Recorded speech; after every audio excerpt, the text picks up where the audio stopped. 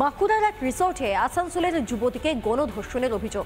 বেশ কয়েকদিন পলাতক থাকার পর আসানসোল আদালতে আত্মসমর্পণ করল 4 অভিযুক্ত। পুলিশ সূত্রে খবর, অভিযুক্তরা বিহার ও ঝাড়খণ্ডের বিভিন্ন এলাকায় লুকিয়েছিল। অভিযুক্তদের জেল হেফাজতের নির্দেশ আদালতের।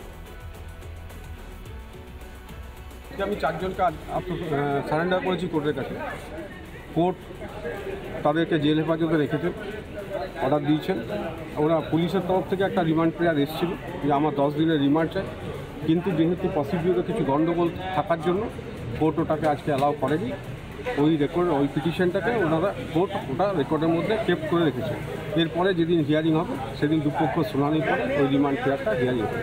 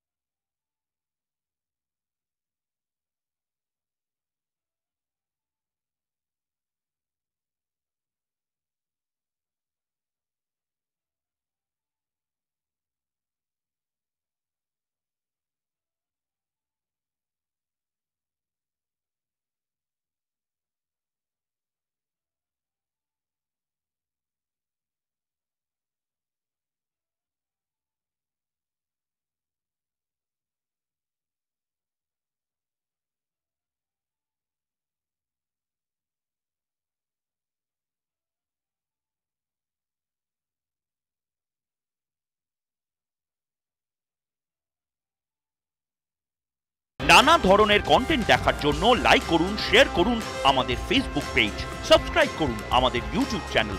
পাশাপাশি অন্যান্য ব্রেকিং নিউজের জন্য অবশ্যই চোখ রাখুন রিপাবলিক বাংলায়।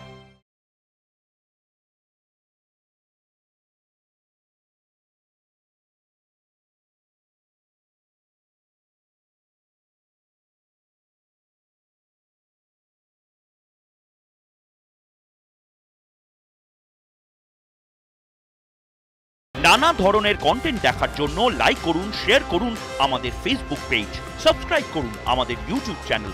পাশাপাশি অন্যান্য ব্রেকিং নিউজের জন্য অবশ্যই চোখ রাখুন রিপাবলিক বাংলায়।